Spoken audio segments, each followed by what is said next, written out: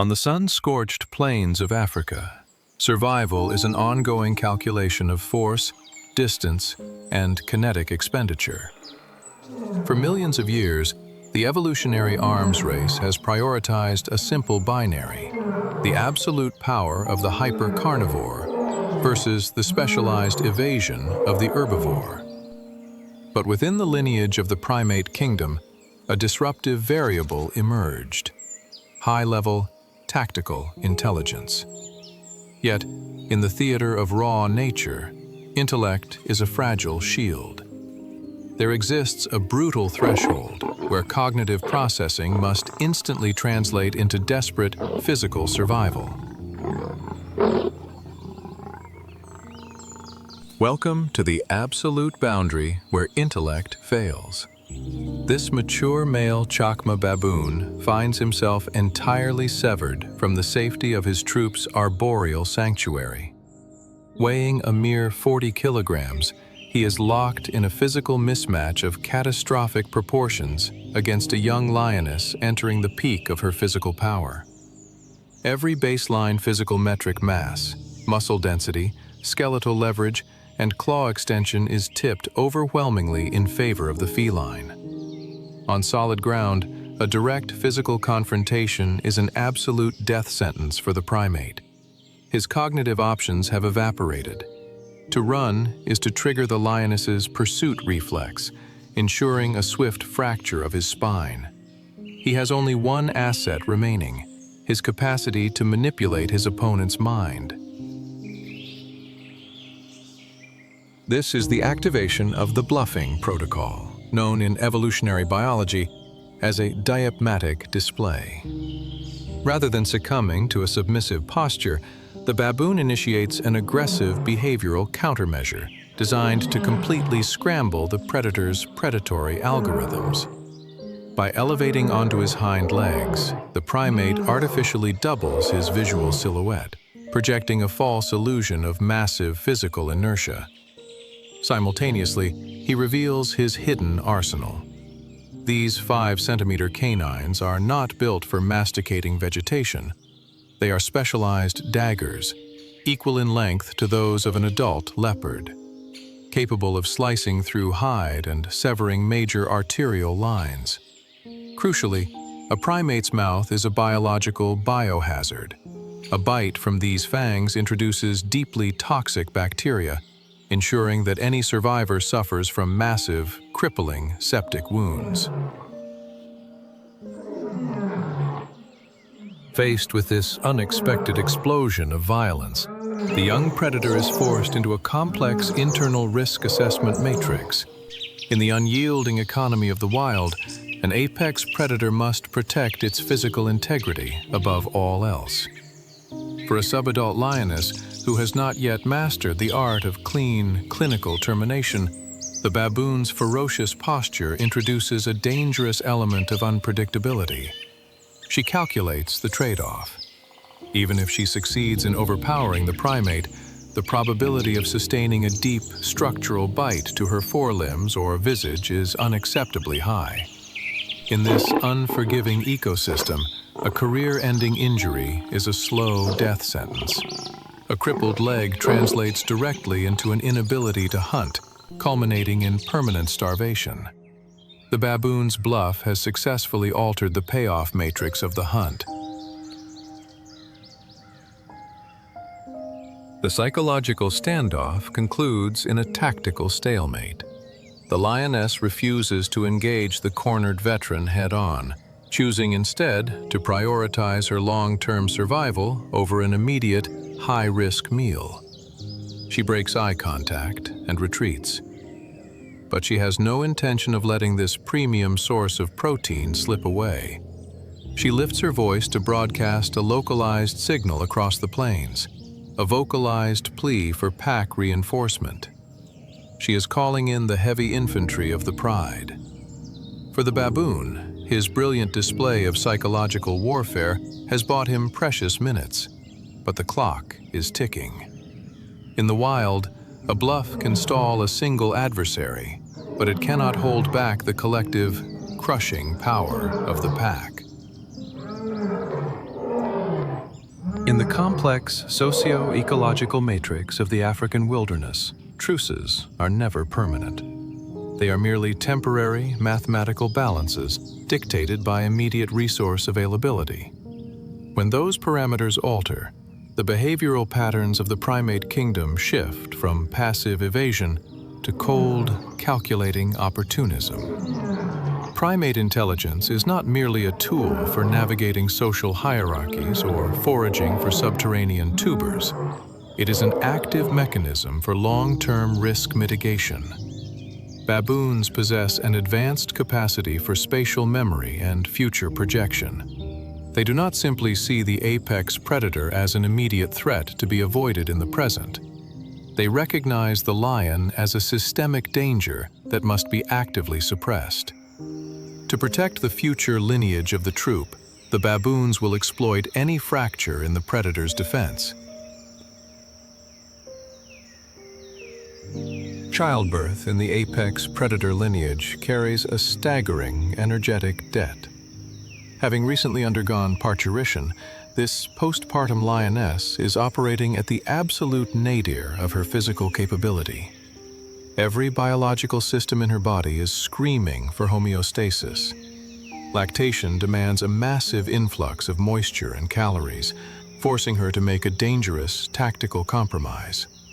She must leave her hidden nursery to seek hydration at the river's edge. In doing so, she gambles against the sensory awareness of her neighbors. She relies on the dense concealment of the riverine undergrowth to shield her offspring, unaware that her physiological distress has already left a profound chemical signature in the environment, one that has not escaped the vigilance of the canopy.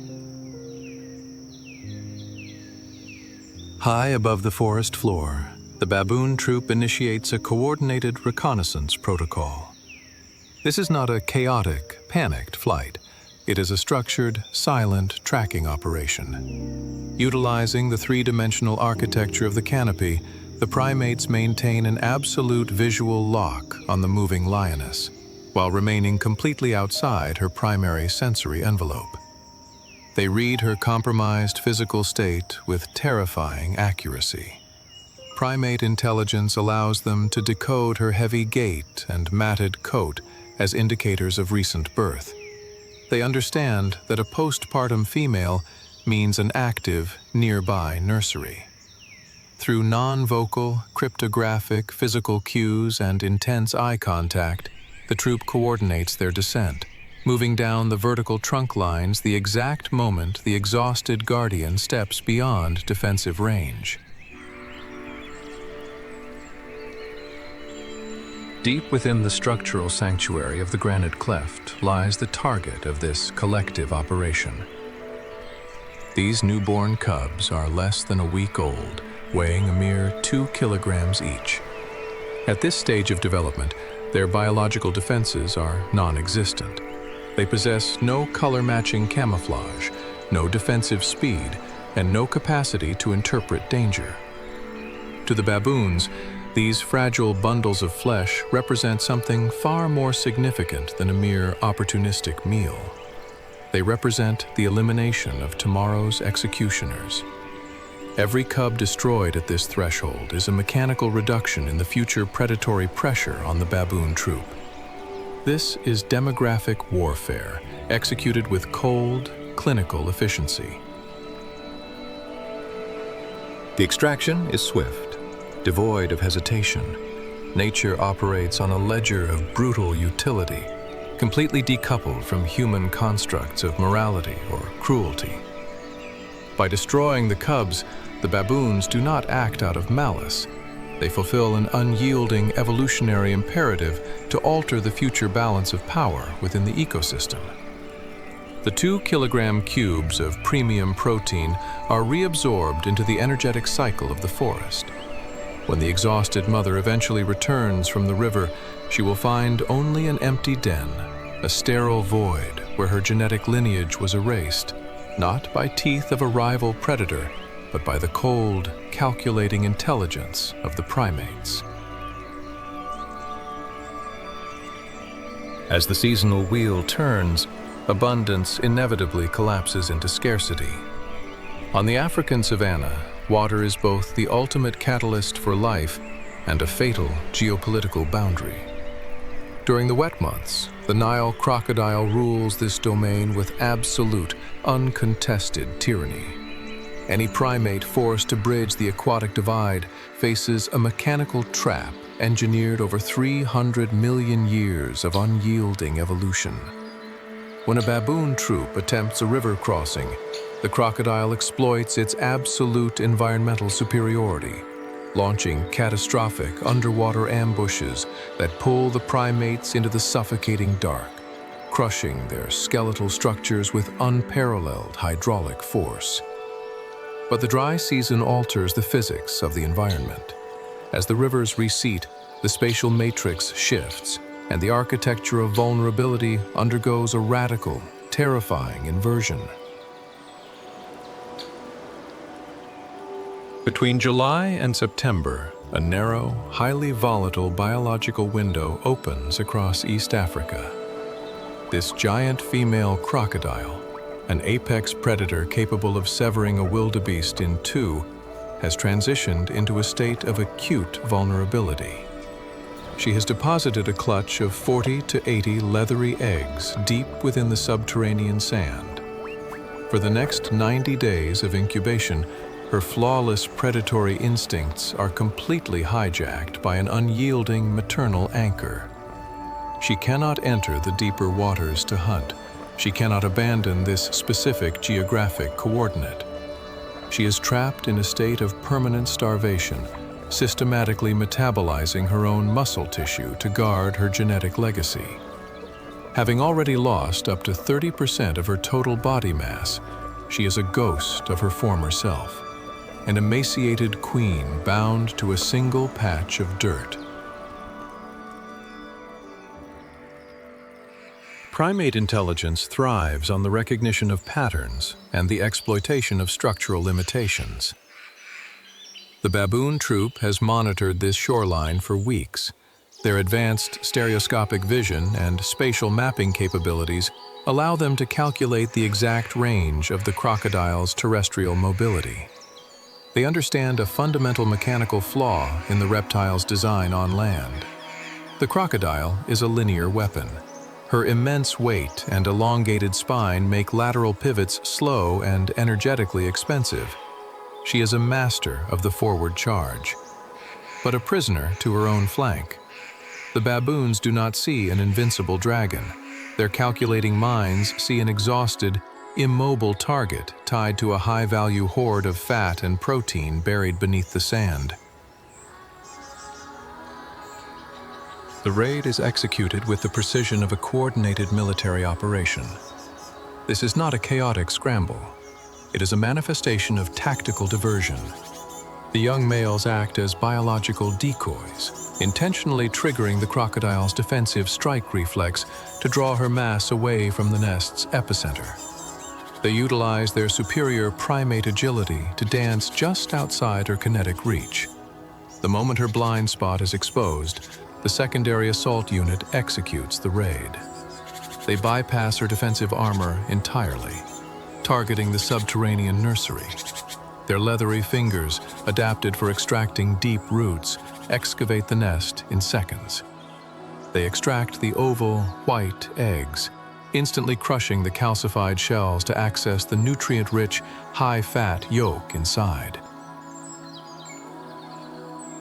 This is the final, mathematical reality of the retribution loop.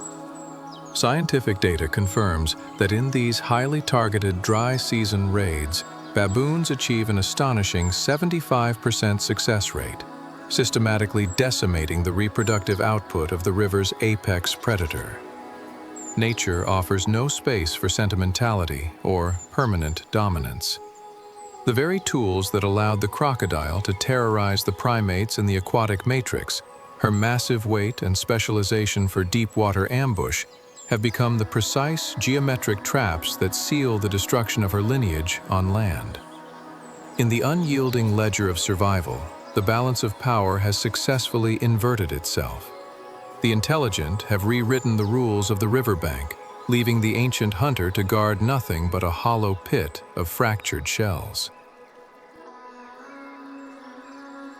In the unyielding dark of the African night, survival is dictated by the absolute physics of optics. In this domain, the leopard operates not merely as a hunter, but as a flawless biological scanner. His visual matrix is reinforced by a specialized anatomical asset, the tapetum lucidum. This reflective layer, situated directly behind his retina, absorbs and magnifies ambient light 6 times more efficiently than the primate eye. For the olive baboon troop roosting in the high canopy, the night is a period of sensory blackout. Blinded by the darkness, their advanced cognitive faculties are rendered useless. They are reduced to passive targets, clinging to fragile upper limbs in absolute terror as the phantoms of the night systematically scan the branches, selecting their prey through absolute sensory dominance.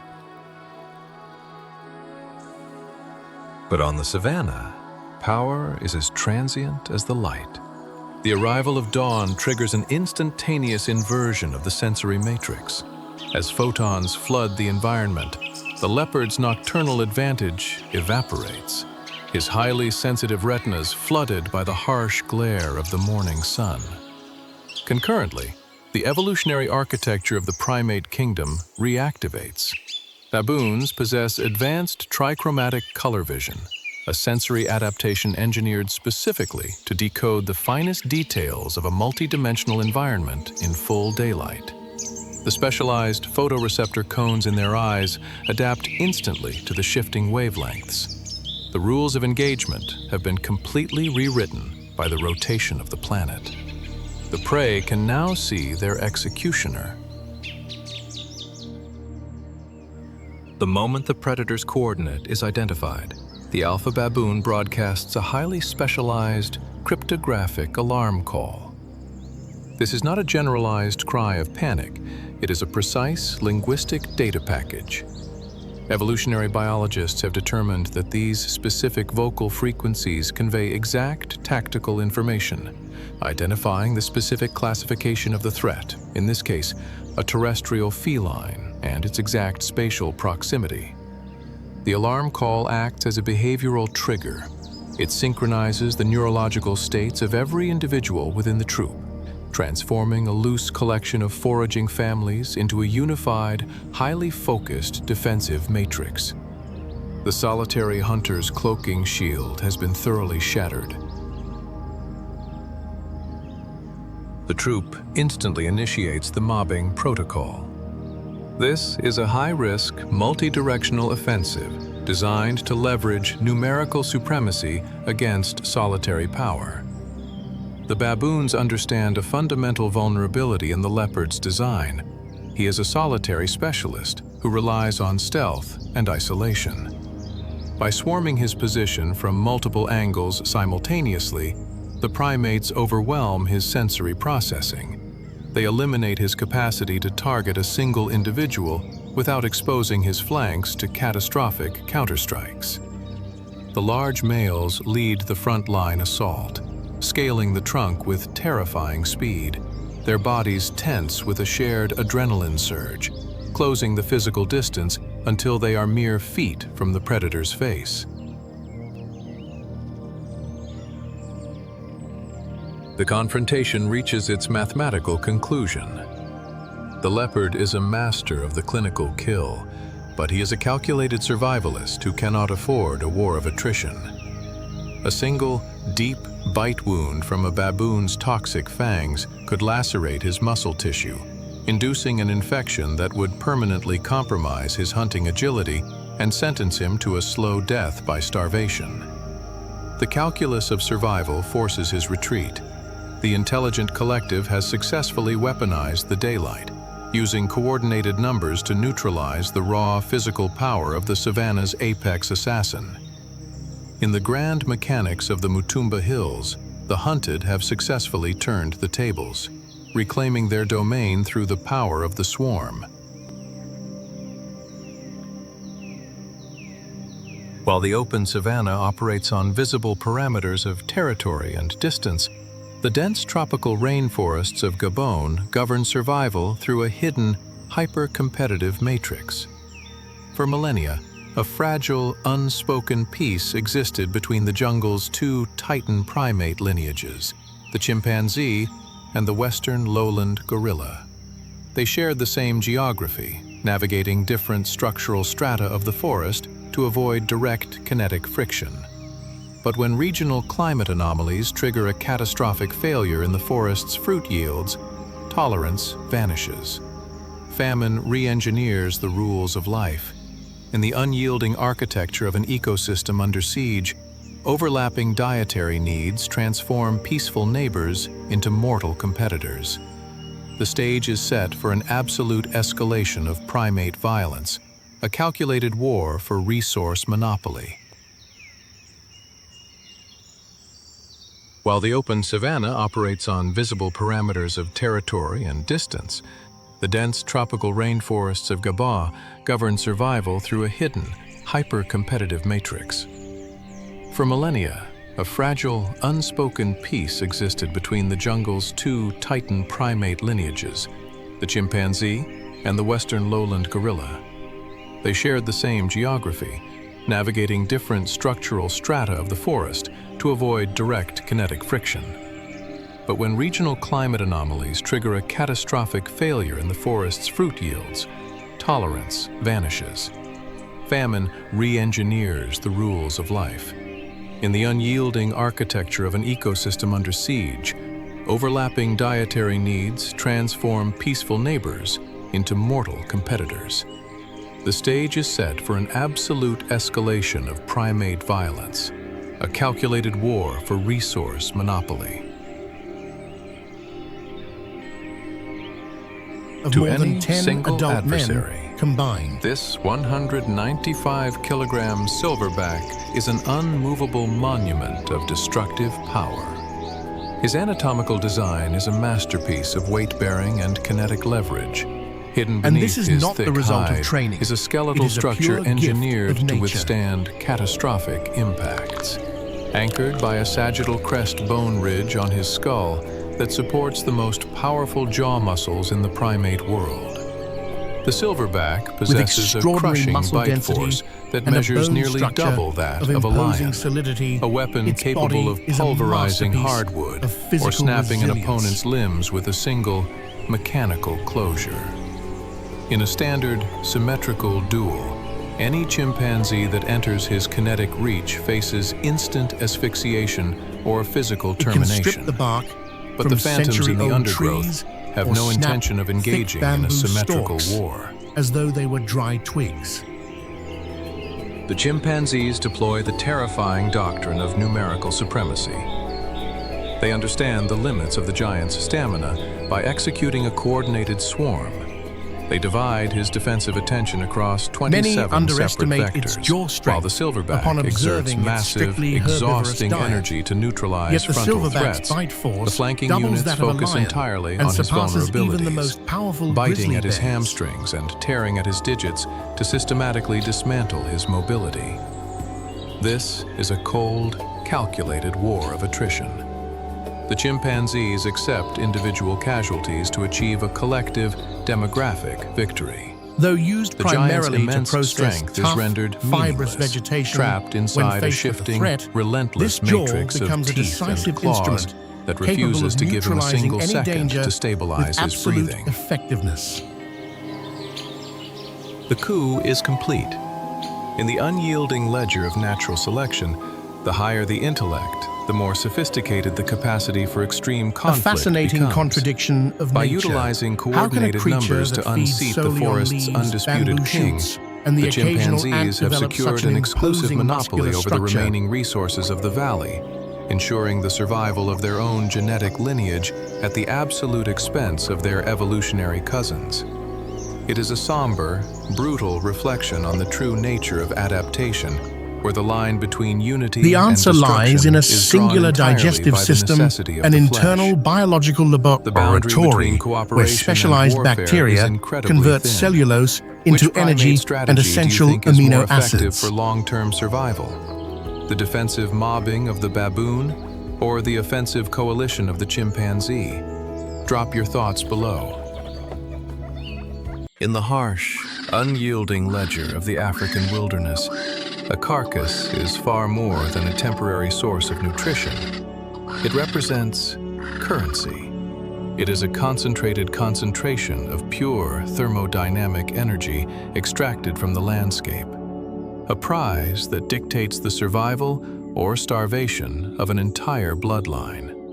Consequently, the confrontations that explode around these kill sites are rarely simple disputes over carrion. They are active, localized wars for structural control over the ecosystem's energy flow. For generations, two ancient, hyper-carnivorous empires have engaged in an unyielding battle for this sovereignty. The Bailinkodom spotted hyena clan and the lion pride. Their rivalry is not fueled by malice, but by the absolute, overlapping mechanics of their predatory design. Neither can allow the other to feed unpunished. Spotted hyena society operates under a ruthless, highly advanced matriarchal hierarchy, where social intelligence is on par with that of the highest primates. The clan does not move as a disorganized rabble. They operate as a synchronized, acoustic grid. The matriarch's piercing cackle is a sophisticated linguistic data package, conveying precise information regarding her age, status, and the immediate proximity of rival threats. Through these complex vocal frequencies, she coordinates her forces, commanding the clan to erect an offensive wall of teeth and muscle. Armed with a massive skull and specialized conical premolars capable of generating a crushing bite pressure that rivals a full-grown male lion, the clan stands ready to pulverize the entire skeleton of their prize, extracting every micro-ounce of bone marrow before any competitor can cross their boundary. The equilibrium of the plains is instantly shattered by the arrival of an entirely different tier of kinetic energy. Weighing 220 kilograms, this nomadic male lion is a solitary engine of absolute destruction. Cast out from his maternal pride, he survives by traversing the dangerous corridors of the Mutumba Hills, his lifestyle turning his body into a dense mass of pure muscle and heavy bone. He does not operate with the stealth of a leopard or the tactical caution of a primate. His doctrine is defined by immediate, overwhelming violence. He calculates no risk. His arrival is a calculated detonation of mass and speed, engineered to shatter the psychological confidence of the clan before a single tooth makes contact with his hide. The collision reveals the spectacular anatomical specialization of the lion. His entire skeletal structure is engineered specifically for frontal deceleration and high-impact combat. His forelimbs are anchored by massive muscle groups that allow him to deliver lateral strikes with a kinetic force capable of fracturing a prey's spine instantly. In this apex clash, a single four-limb strike delivers enough concentrated energy to completely shatter the heavy skull of a mature hyena. The lion moves through the pack like an unyielding kinetic wedge, utilizing his low center of gravity and immense skeletal leverage to scatter the matriarch's coordinated grid into a state of absolute, localized disarray. The final act of termination is clinical and absolute. By driving his 10-centimeter canines deep into the throat of the competitor, the lion induces instant asphyxiation, crushing the neurological reflex of the pack through raw mechanical dominance. Faced with the reality of an adversary that can neutralize their numerical supremacy through lethal, one-hit capability, the hyena clan is forced to recalculate their survival margin. The matriarch signals a retreat, The symmetrical tyranny of the plains has reset its balance. The individual titan has rewritten the rules of the clearing, reclaiming his throne at the apex of the food chain through the unyielding physics of the flesh.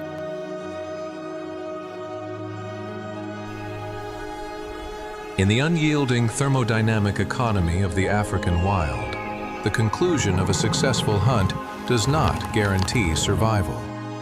For a solitary apex predator like the leopard, the kill is merely the initiation of a dangerous, energetic transition. Hunting demands an immense metabolic sacrifice. It is a high-stakes gamble that drains the feline's glycogen reserves and leaves his muscular framework operating under acute lactic acid debt. On the open ground, the chemical signature of fresh blood is a beacon that travels for kilometers on the wind, attracting larger, highly aggressive kleptoparasites. To protect this hard-won caloric currency from the crushing jaws of hyenas or the systemic theft of lion prides, the leopard must deploy a highly specialized energy preservation strategy. He must alter the geography of the prize, shifting it from the communal floor of the savanna into the exclusive vertical matrix of the canopy. This vertical hoist is an unparalleled biomechanical feat. The leopard is executing a lift that requires him to counteract gravity while carrying a load that frequently equals or exceeds his own body mass. This capability is driven by specialized anatomical adaptations, heavily developed forelimbs, anchored by a highly modified scapular architecture that allows for immense pulling leverage. By elevating his cachet 10 meters high, the leopard creates a mechanical barrier that completely insulates his food from non-climbing competitors.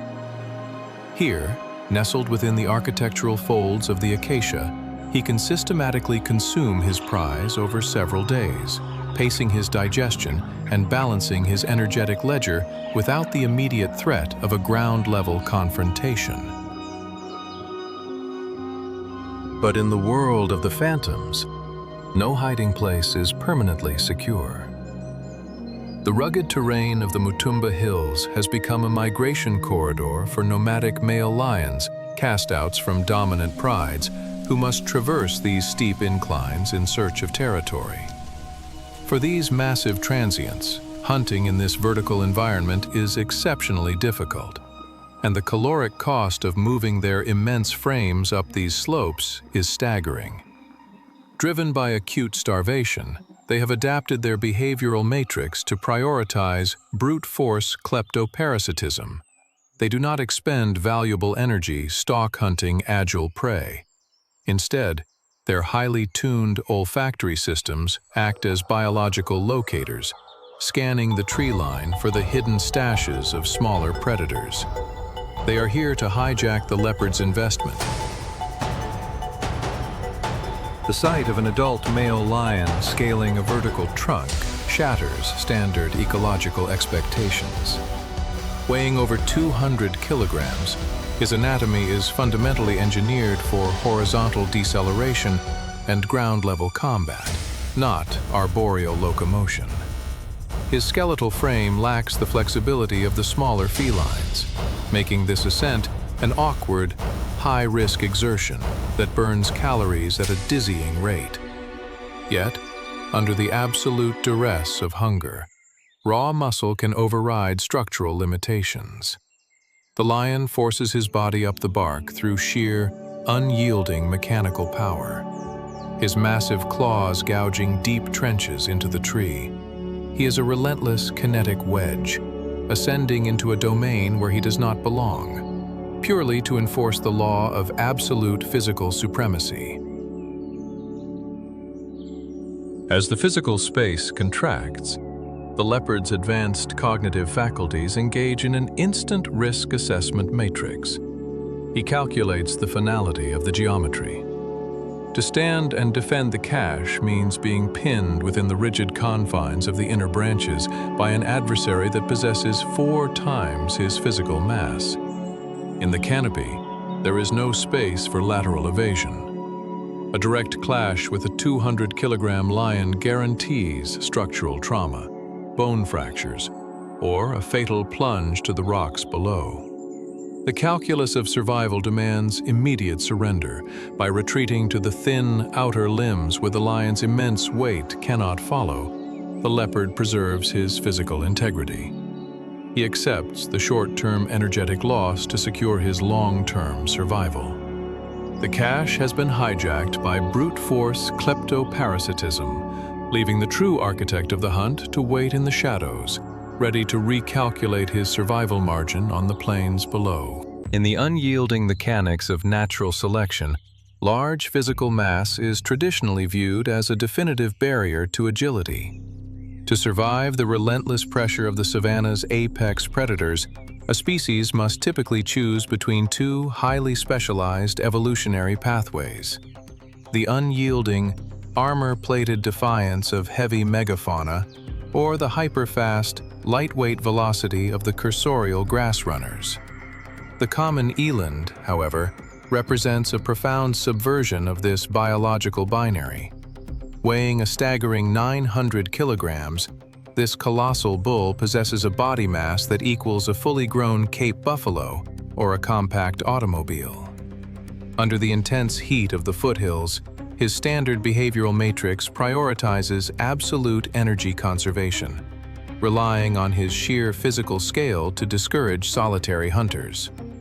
But inside the geometric confines of a narrow drainage line, his immense weight threatens to become a fatal liability. The lion pride operates with an advanced understanding of environmental geometry. They have deliberately selected this narrow drainage line to launch a highly coordinated ambush, recognizing that a 900-kilogram frame carries immense forward inertia. In a straight-line race on open ground, a mature eland can maintain a steady, exhausting pace that can outlast a feline sprint. But inside this subterranean trap, his lateral escape vectors are entirely neutralized by the steep clay walls. He cannot pivot his massive skeletal frame without losing his balance. The predators execute a classic pincer movement, closing the distance from both flanks simultaneously. They anticipate a standard termination script, trapping the heavy herbivore against the earth, using their combined mass to override his inertia, and delivering a localized throat clamp to induce rapid asphyxiation. Faced with a tactical dead end, the eland activates a highly specialized biomechanical marvel hidden within his anatomy. To the casual observer, an animal of this scale should be physically incapable of vertical acceleration from a dead stop. But the evolutionary engineering of the eland has transformed his skeletal framework into an extraordinary elastic engine. His hind limbs are anchored by an immense density of fast-twitch muscle fibers and a highly modified calcaneal tendon system that operates precisely like a biological crossbow. As he lowers his rear profile, he is not preparing to submit. He is actively converting his massive gravitational potential into pure, kinetic elasticity, storing a catastrophic payload of mechanical energy within his joints, waiting for the exact millisecond of the predator's commitment. The launch is a spectacular defiance of the laws of physics, a collision of massive inertia with unexpected aerodynamic capability. In a single, fluid mechanical motion, the eland uncoils his elastic engine, releasing enough kinetic force to hurl his 900-kilogram frame completely out of the terrestrial matrix. He ascends 3 meters high, clearing the vertical reach of the lunging felines entirely. The phantoms of the grass, accustomed to mammalian targets that obey standard gravitational limitations, are left clawing at empty dust. Their offensive strategy is thoroughly pulverized, disrupted by an anti-gravity escape that completely rewrites the rules of ambush survival. The confrontation reaches its clean, evolutionary conclusion. The lion pride executed a flawless geometric trap, but their calculations were permanently broken by a hidden evolutionary variable. The eland has successfully preserved his physical integrity, converting a fatal dead end into a triumphant demonstration of biomechanical superiority. For the pride, the failed ambush carries a severe metabolic cost. They have expended massive volumes of glycogen and adrenaline for zero caloric return, leaving them operating under an energetic debt that increases their vulnerability on the plains. In the grand mechanics of the Mutumba foothills, the anti-gravity escape has reset the balance of power, proving that in the theater of survival, nature's engineering can shatter the tyranny of the apex hunter in the blink of an eye. In the complex matrix of the African savanna, there is no creature that commands more caution from the apex predators than the African Cape buffalo. Known among seasoned professional hunters by the chilling moniker, the Black Death, this massive bovine represents a localized concentration of raw, unyielding inertia. Weighing up to 900 kilograms, an adult buffalo bull is a biological tank, possessing a muscular framework and skeletal density that can absorb immense mechanical trauma. For a lion pride operating under the intense pressure of the scorching sun, a solitary buffalo is a high-risk, high-reward investment. The phantoms of the grass rely entirely on stealth and isolation, planning to sever the weakest link from the collective mass. Unversed in the reality that inside the herd, individual vulnerability is an illusion. Primate intelligence relies on cognitive calculation, but the social architecture of the buffalo herd utilizes a highly advanced collective security matrix. They do not operate on individual self-preservation. The moment a predator detonates from the grass, the alpha bulls broadcast a low-frequency cryptographic alert. This infrasonic signal synchronizes the neurological states of the entire collective, overriding the flight reflex. They execute a highly coordinated defensive maneuver, interlocking their bodies into a living fortress wall. This structural alignment eliminates all lateral gaps and blind spots, forcing the lunging pride to abandon their flank attack script and face an immovable barrier of defensive mass that refuses to fracture under psychological pressure. The front line of the living fortress is anchored by an unparalleled anatomical asset, the boss. This is a massive, solid shield of compressed bone formed where the bases of the horns fuse directly across the entire forehead architecture. Up to 5 centimeters thick, the boss functions precisely as a natural layer of Kevlar armor, engineered specifically to absorb and deflect high-impact kinetic trauma. When the buffalo lowers his profile, the boss becomes an impenetrable kinetic helmet, protecting the brain casing from the claws and teeth of the apex hunter. The horns themselves are heavy, sweeping scythes designed for structural destruction. The buffalo does not merely possess defensive tools. His entire cranial anatomy is a specialized mechanical interface built to deliver catastrophic counterstrikes. The shift from static defense to offensive eradication is absolute. The buffalo herd deploys the terrifying physics of mass acceleration. Faced with an incoming wall of thousands of tons of combined inertia, the apex status of the lion pride is thoroughly pulverized. The collective does not hunt, they execute a demographic purge.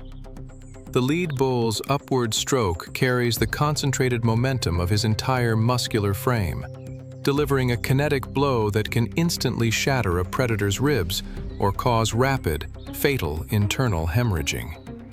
Individual felines are forced into immediate, desperate evasive maneuvers, their offensive strategy completely disintegrated by a counterstrike that treats the savanna's top thwackers as mere obstacles to be crushed beneath the weight of the herd. The confrontation reaches its grim, ironic conclusion. The kings of the savanna have been thoroughly dethroned. forced to break their flat terrain preference to escape absolute annihilation. By utilizing the vertical matrix of the trees as a desperate sanctuary, these lionesses accept a humiliating tactical reversal to preserve their physical integrity. They are trapped within the branches, facing an energetic debt that will compromise their hunting capability for days. The living fortress stands victorious, a monument to the unyielding power of communal security. In the grand mechanics of the Kilala Plains, the collective armor of the herd has successfully rewritten the hierarchy of the wild, proving that when the hunted unite, the apex hunter is reduced to a helpless spectator. Most people view herbivores as prey, but their counterattacks can be instantly fatal. Which defensive adaptation surprised you more, the 3,000 psi kinetic kick of the zebra or the tactical kneeling scythe of the roan antelope? Let us know in the comments. In the traditional narratives of the African savanna, the large ungulates are almost permanently cast as passive prey living packages of protein destined to be dismantled by the claws of the apex predator. But this is a profound misunderstanding of evolutionary design. The hunted do not run naked into the arena. They are clad in highly specialized defensive armor. For the plains zebra, this armor is not composed of hardened keratin or thick hide, but of pure cryptographic mathematics. When the herd accelerates into a collective gallop, their contrasting black and white stripes merge to trigger a profound neurological phenomenon known as motion dazzle. To a lioness, whose visual system possesses monochromatic vision, highly tuned to edge detection and movement vectors, the boundaries between individual targets disappear completely. The landscape dissolves into a shifting, interlacing blizzard of visual static, scrambling the predator's depth perception and rendering a precise, tactical strike mathematically impossible.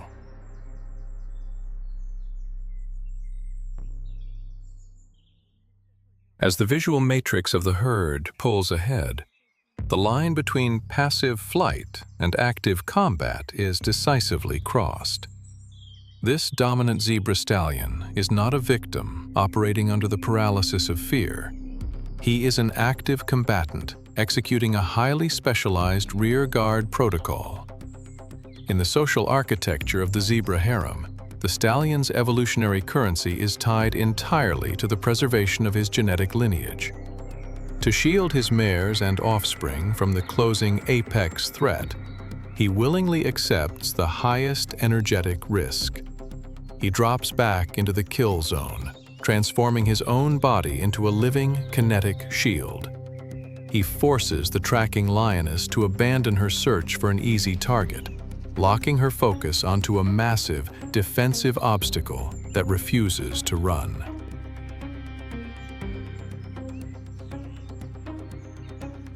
The counterstrike is a masterpiece of specialized biomechanics.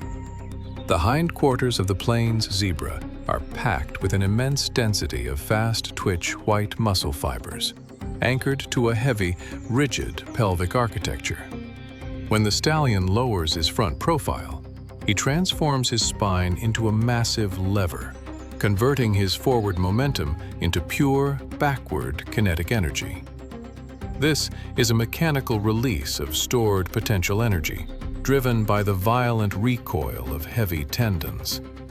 The weapons of choice are his hooves, massive, solid blocks of compressed keratin, sharp as stone and hard as steel. The stallion is not merely kicking blindly. He is directing a concentrated payload of physical force directly into the incoming trajectory of the airborne predator.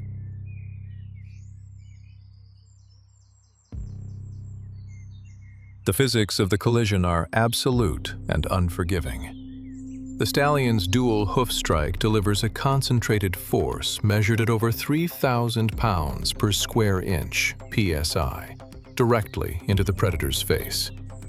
To put this metric in perspective, This kinetic impact carries more than triple the pressure required to fracture human bone structure.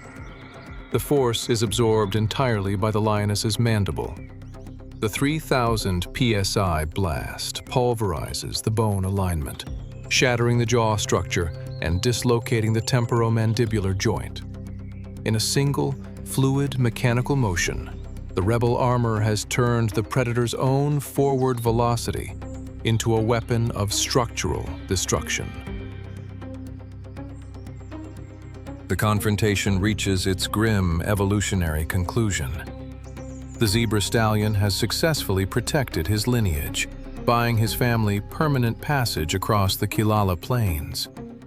For the lioness, the survival of this defensive strike carries a consequence far worse than immediate death.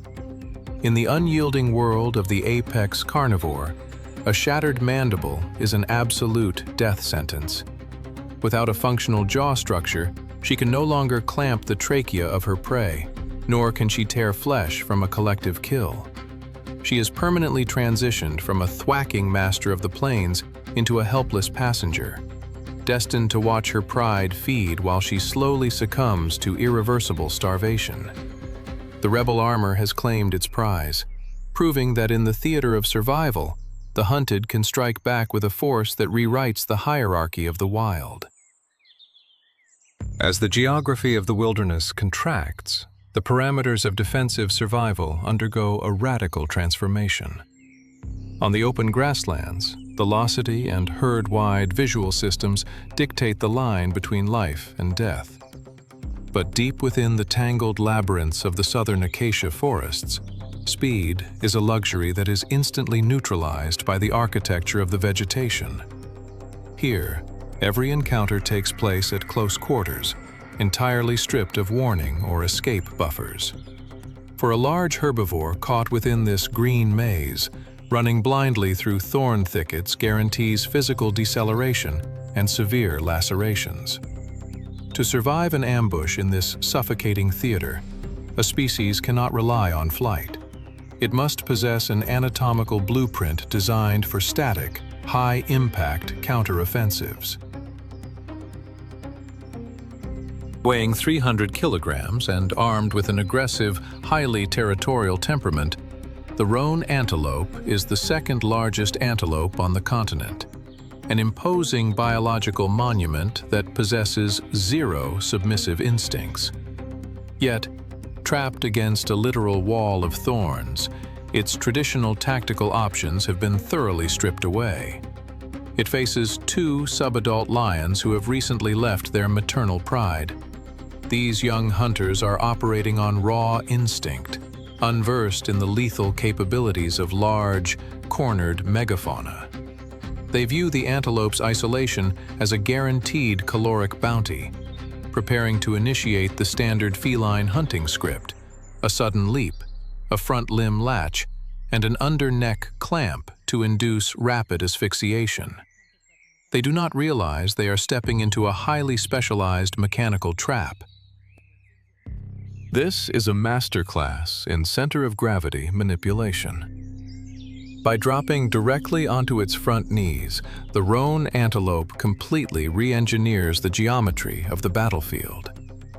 This specialized behavioral adaptation serves a dual evolutionary purpose.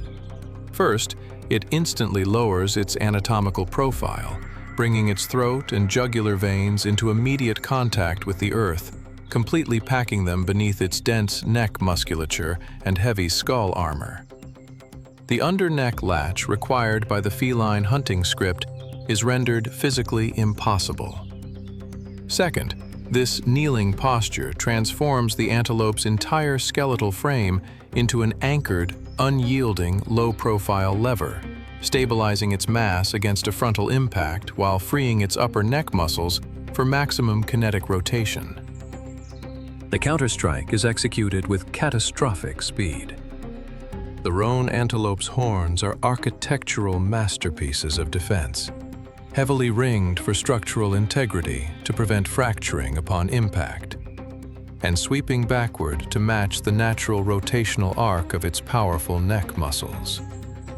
From its anchored, kneeling position, the antelope transforms its head into a deadly biological scythe. It does not attempt to stab forward like a buffalo.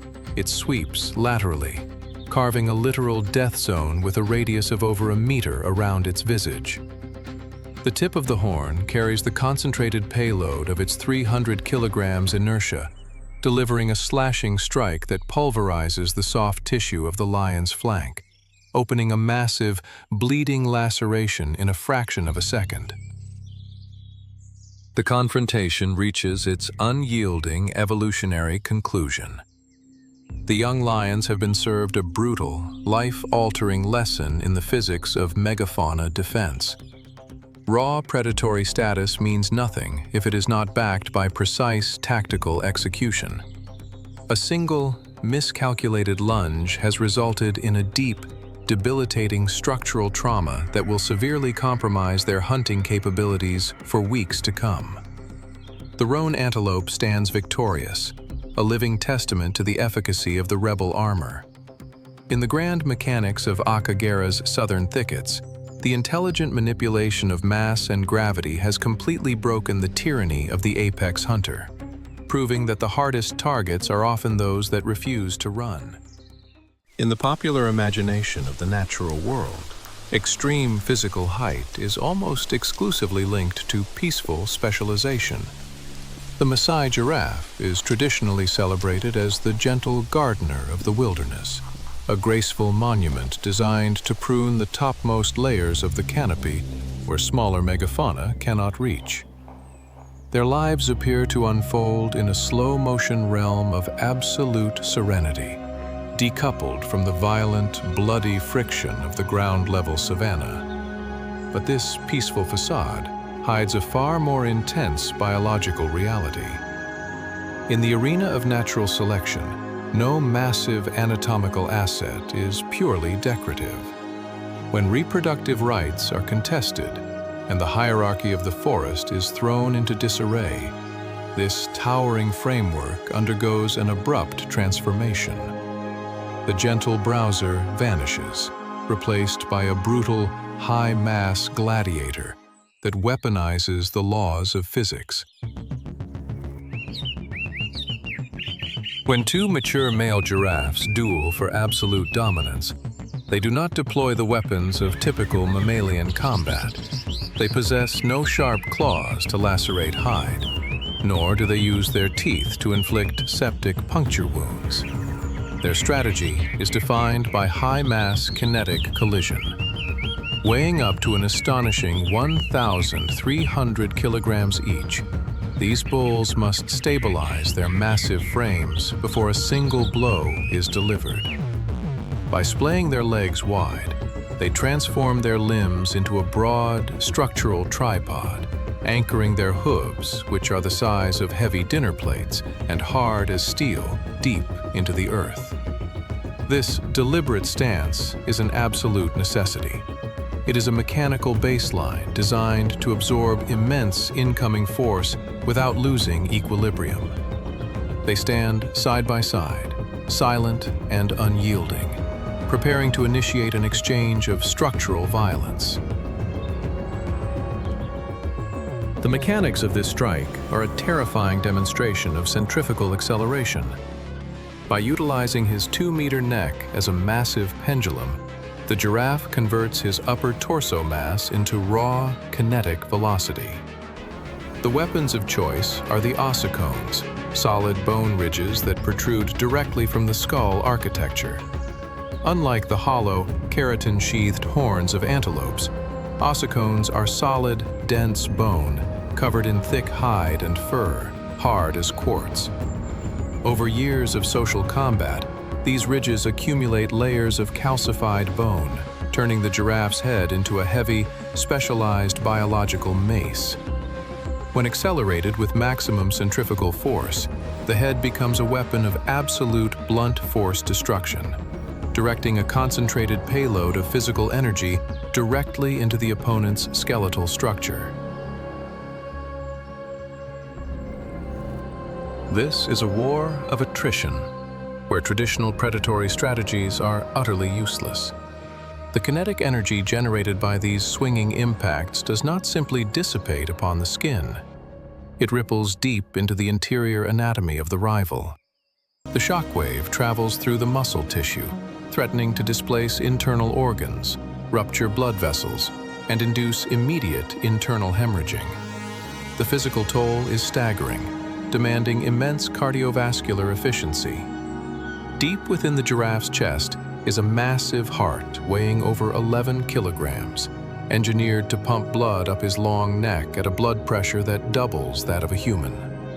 Under the absolute duress of the duel, this hydraulic system operates at maximum capacity, balancing the rush of adrenaline against the constant risk of an impact-induced stroke. The duel reaches its unyielding, catastrophic conclusion.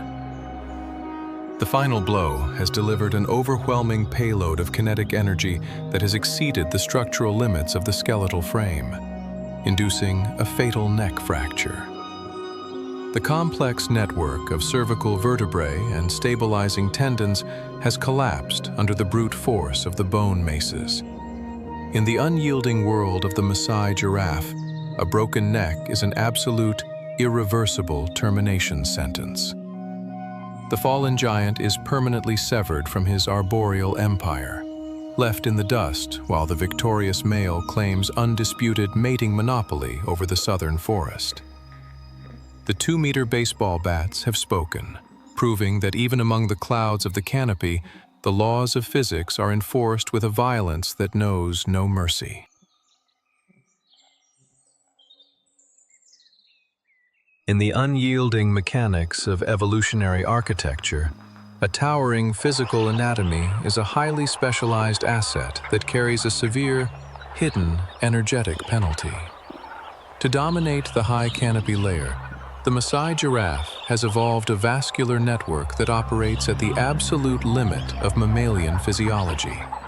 Standing 6 meters tall, this colossus must maintain a baseline blood pressure that is more than double that of a human, measuring a staggering 280 over 180 millimeters of mercury, purely to pump oxygen up the vertical column of its long neck against gravitational pull.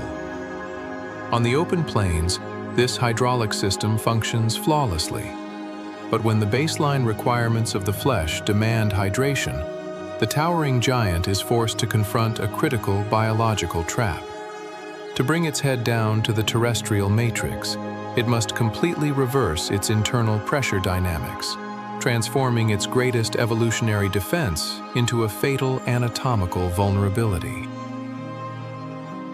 The phantoms of the grass are master tacticians of the shoreline. They do not engage in a chaotic sprint across the exposed clay, recognizing that on open ground, a giraffe's massive stride can quickly generate an insurmountable spatial gap.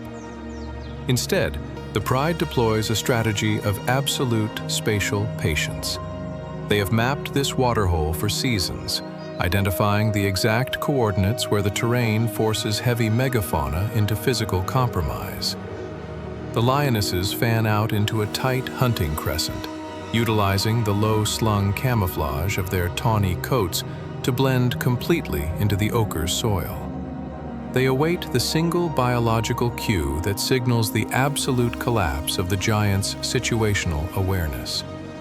They are tracking a mechanical transition, knowing that the laws of gravity are about to hand them a catastrophic advantage. This is the splay leg fracture, the most perilous posture in the entire mammalian kingdom. To bring its muzzle to the water, the giraffe must manipulate its skeletal geometry, lowering its center of mass into a rigid, uncoordinated tripod stance that strips away all immediate mobility. At this exact millisecond, its internal vascular network enters a state of acute mechanical crisis. As the head drops 6 meters downward, gravity reverses the blood pressure vector, threatening to flood the brain casing with a catastrophic volume of kinetic fluid that would induce an immediate, fatal cerebral stroke. To survive this pressure spike, a specialized mesh of blood vessels known as the rete mirabile acts as a hydraulic surge protector, while internal jugular valves contract at maximum capacity to slow the torrent of blood. But the metabolic cost of this vascular defense is total sensory isolation. The giraffe's situational awareness drops to absolute zero. The ambush is timed to exploit the precise limits of primate and feline kinetics. The pride does not target the giraffe's lethal front hooves, which can deliver a skull-crushing blow in a fraction of a second. They launch a multi-wave gravitational strike directly from behind, targeting the skeletal hinges of the hindquarters. By latching their combined weight onto the pelvis and thighs, the lionesses maximize their torque, preventing the giant from gathering its legs beneath its torso. The giraffe is caught in a mechanical deadlock. Its splayed legs are sliding outward on the wet clay, its long neck acting as an unstable lever that shifts its mass further out of alignment. The predators enforce the law of absolute physical leverage, converting their combined inertia into a crushing downward force. The confrontation reaches its grim, absolute conclusion. The physics of the splay leg ambush are final. Once the tower's vertical alignment is broken and its mass is brought to the earth, the evolutionary scale tips completely in favor of the apex hunter. The long neck, which once served as a majestic ladder to an exclusive arboreal empire, has become a defenseless, exposed corridor of flesh that allows the pride to execute a clean, clinical closure. Nature operates on a ledger of brutal trade-offs. The precise anatomical specializations that allowed the giraffe to dominate the canopy have become the exact geometric traps that seal its destruction at the water's edge. The tower has collapsed into the mud, a stark monument to the unyielding reality that, in the theater of survival, even the giants must bow before the law of the flesh. Within the aquatic matrix of the African wetlands, survival is maintained through a precarious, heavily calculated equilibrium, a biological Cold War. This is not a peaceful pact born of mutual tolerance. It is a cold, mechanical standoff between two of the most heavily armed lineages in evolutionary history. The Nile crocodile is a flawless, cold-blooded ambusher. The hippopotamus is a multi-ton, highly territorial titan. Under standard conditions, both species actively choose non-engagement. The crocodile understands that the hippo's thick armor hide and sheer physical mass make it an unviable target, while the hippo has no energetic reason to provoke a predator that can slice through bone. They coexist on a razor's edge of mutual deterrence, where peace is merely a calculation of structural consequence. But when hunger re-engineers the risk matrix of the hypercarnivore, the boundaries of the Cold War are instantly violated. Operating with an unparalleled hydraulic bite force of 3,700 pounds per square inch, this apex reptile is an industrial press designed for absolute bone destruction. Driven by opportunistic necessity, it targets a high-value asset, the fragile calf. The crocodile moves through the blind spots of the mud, relying on the absolute camouflage of the silt. It does not realize that the water is a highly efficient conductor of kinetic data. The hippo mother is covered in a specialized, hypersensitive dermal network that detects the microscopic displacement of water molecules. She does not need color vision to map the threat. Her entire body reads the pressure waves of the incoming phantom. The counterstrike is a localized detonation of raw mass. The moment the crocodile enters the defensive perimeter of the nursery, the maternal instinct triggers an immediate offensive eradication. Moving like a 3-ton freight train, the hippo mother completely bypasses all behavioral warnings. Her teeth are not engineered for mastication. They are specialized, self-sharpening ivory daggers that friction hone against one another with every jaw closure. Clamping down with a force that far exceeds the structural tolerance of the reptile's osteoderms, she snaps the crocodile's armored spine in a single, fluid, mechanical contraction. The aquatic Cold War has reached its final, absolute threshold, proving that within the river matrix, the law of the protective mother is enforced with a violence that knows no mercy. In the final tiers of the wetland ecosystem, where the bloody leftovers of apex feasts decay under the sun, stands a creature designed entirely around the mechanics of finality. This is the marabou stork, known among local guides by the chilling moniker, the Undertaker. It is an animal completely stripped of conventional avian beauty, engineered instead for absolute anatomical efficiency. Its bald head is a specialized asset for maintaining epidemiological hygiene, preventing blood and organic matter from matting its plumage during feeding. To survive the extreme thermal pressure of the mudbanks, it utilizes urohydrosis, actively excreting liquid waste onto its dark legs to create a cooling mechanism that lowers its core temperature. It is a cold-blooded calculator of opportunity, standing as a silent sentinel over the borders of life and death. This is the ultimate subversion of apex dominance at the very genesis of life. These tiny hatchlings are the genetic duplicates of the river's top monsters, creatures that will one day wield a 3,700 psi bite force, capable of pulverizing bones or dragging a zebra into the depths. But right now, at this precise chronological zero point, they are entirely defenseless. Their armored scutes are still soft, their locomotive muscles are uncoordinated, and their flight speed is severely limited by the uneven sand. To the phantoms of the shoreline, these infant kings represent nothing more than highly concentrated, defenseless packages of premium protein, forced to run a catastrophic evolutionary gauntlet before they can ever claim their throne in the river. The execution is clinical, entirely decoupled from emotion. The stork's beak is a heavy, structural wedge of hardened keratin built specifically to exert concentrated downward pressure. The strike takes less than a fraction of a second, delivering an impact that induces instant neural shutdown before the hatchling's primitive nervous system can even process the signal. There is no struggle, no prolonged hunt.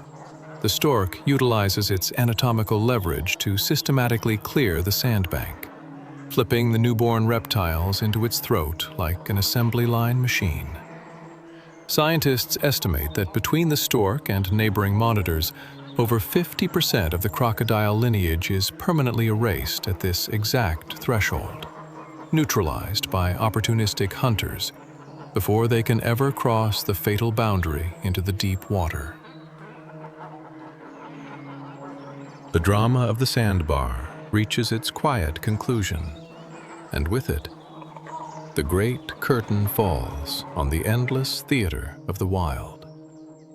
Nature operates on no human ledger of morality, cruelty, or justice. It is a grand, self-correcting thermodynamic machine where every species is a vital gear. From the cryptographic social maneuvers of the primate matrix to the devastating kinetic counterstrikes of the rebel armor, and down to the grim, efficient cleanup crews of the marshlands, every collision of muscle, every brilliant bluff, and every evolutionary end is a necessary spark. This is the unyielding code of Akagera, a land risen from the ashes, where every pulse of life is paid for in vigilance, and the grand symphony of survival plays on, beautiful, Tanyan, and eternal. As we pull away from the immediate blood and iron dust of the shoreline, the localized chaos of the wild fades into a profound, overarching order.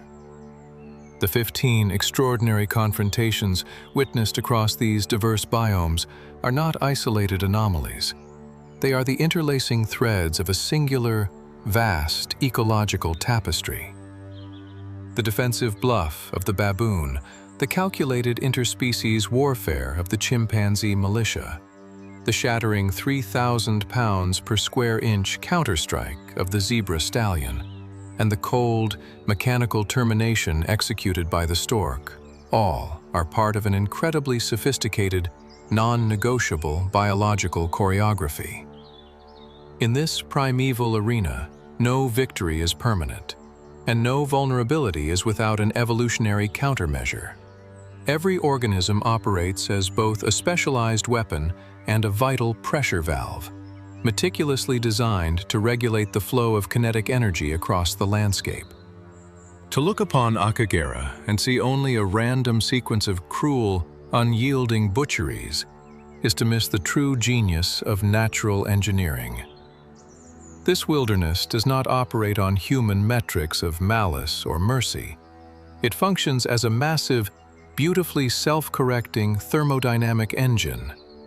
Every violent impact that shatters bone, every calculated psychological bluff that alters a hunt, and every tragic crimson end is a necessary kinetic spark.